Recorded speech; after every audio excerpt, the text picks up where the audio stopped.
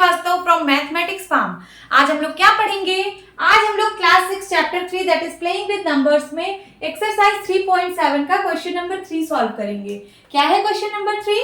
The length, breadth and height of a room are 825 centimeter, 675 centimeter and 450 centimeter respectively. Find the longest step which can measure the three dimensions of the room exactly.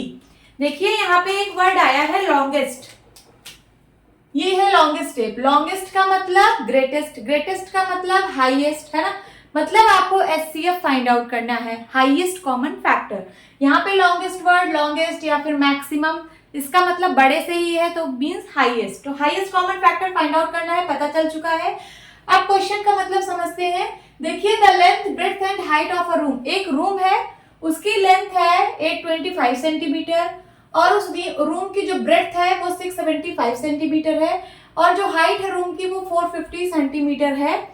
Then उसके बाद आपको find करना है, find the longest step which can measure the three dimensions of the room exactly.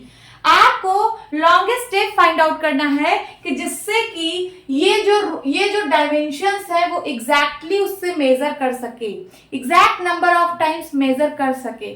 तो चलिए, इसका मतलब है कि एचसीएफ निकालना है। तो यहाँ पे 825 है, 675 है और 450 है। एचसीएफ में तीनों का अलग अलग प्राइम फैक्टराइजेशन करते हैं। चलिए तीनों का करते हैं अलग अलग।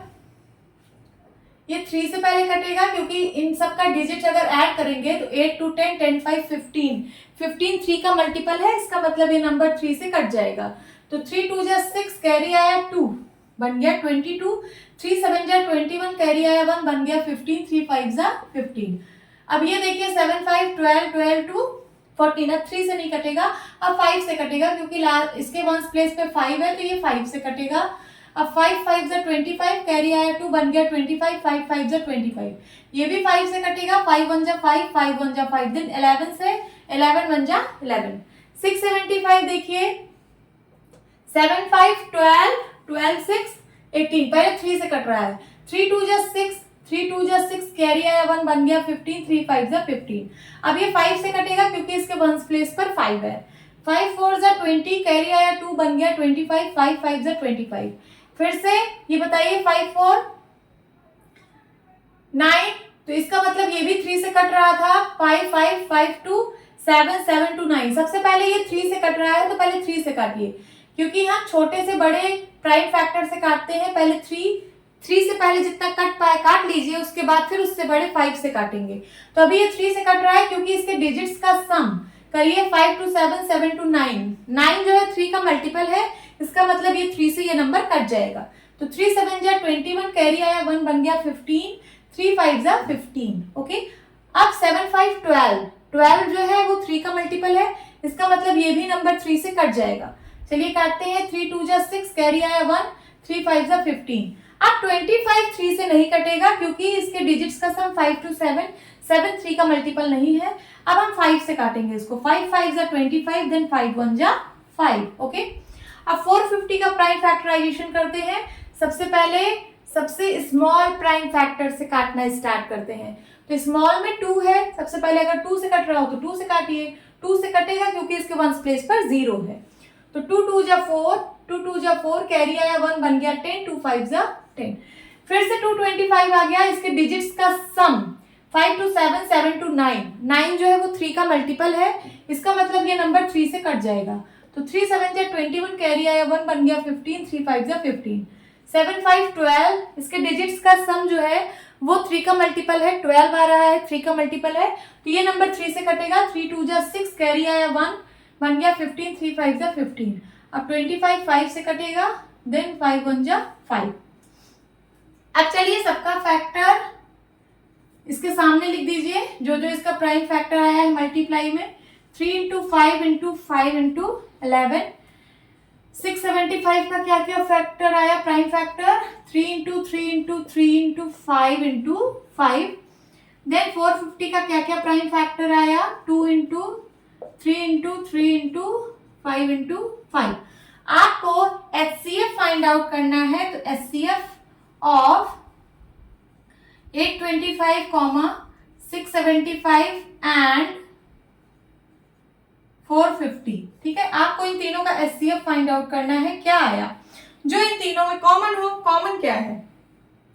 देखिए यहाँ पे भी 3 है, यहाँ पे भी 3 है, यहाँ पे भी 3 है, तीनों में एक एक 3 है, तो एक 3 तो पहले कॉमन हो जाएगा। फिर उसके बाद इन दोनों में 3 है बट इसमें 3 नहीं है, तो और बाकी 3 आप नहीं लिख सकते यहाँ पे कॉमन में। अब देखते हैं क्या कॉमन है।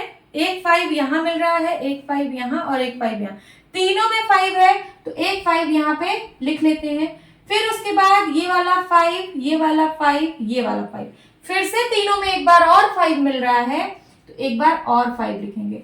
अब बस अब कुछ भी कॉमन नहीं है, अब इन तीनों को मल्टीप्लाई करा दीजिए। 5 5 जा 25 और 25 3 जा 75, और इसकी यूनिट क्या होगी? सेंटीमीटर होगी। यही आपका आंसर है। ये देखिए, आप अगर ये जो मैंने सेपरेट सेपरेट सर्कल बनाया है, अगर आप ऐसे नहीं समझ पा रहे हो तो यहां से देखिए, ये देखिए एक 3 यहां से आ गया इन तीनों में से, फिर उसके बाद एक 5, ये वाला एक 5 ये आया, और उसके बाद ये वाला जो है ये एक 5 यहां से आया, तो एक 3 आया तीनों में से, फिर एक 5 आया, फिर एक 5 आया, तो आंसर क्या आया? 75 centimetre. This is your answer. तो वो लॉन्गेस्ट स्टेप जो है वो 75 सेंटीमीटर है। देखिए, अगर आप 75 सेंटीमीटर से उसकी डायमेंशन मेजर करेंगे तो exact number of time measure हो जाएगी। कैसे? यहाँ देखिए 75 किससे मिलके बन रहा है? 5 5 जा 25, 25 3 जा 75। ये 75 को अगर आप 11 से मल्टीप्लाई करोगे, 75 11 टाइम्स अगर करोगे तो 825 आ जाएगा। मतलब ये टेप है ना 75 सेंटीमीटर की टेप, अगर आप 11 टाइम्स ऐसे मेजर करोगे, 75 75 75 ऐसे 11 टाइम्स, तो आप इसको मेजर कर लोगे एग्जैक्ट नंबर में। फिर उसके बाद यहाँ पे 75 देखिए, 5 5 जा 25 75, ये इतना 75 बन गया। ये समझ लो 75 की टेप है, तो 3 3 जा 9, ऐसे 9 टाइम्स आप मेजर करोगे, 75 75 75 9 टाइम्स, तो आपको ये वाली डायमेंशन आप मेजर कर लोगे एग्जैक्ट नंबर ऑफ टाइम्स में। देन उसके बाद यहाँ पे ये तीनों मिलकर 75 बना रहा है। 75 के बाद बचा कितना? 6। तो अगर आप 6 टाइम 75 75 75 75 ऐसे 6 टाइम्स आप मेजर करोगे, तो आप ये वाली डायमेंशन भी मेजर कर लोगे एग्जैक्ट नंबर ऑफ टाइम्स में। तो 75 आपका आंसर है। होप स्टूडेंट्स आपके क्लास अच्छी लगी होगी। मिलती हूँ अपने नेक्स्ट वीडियो में, तब तक के लिए बाय बाय, टेक केयर।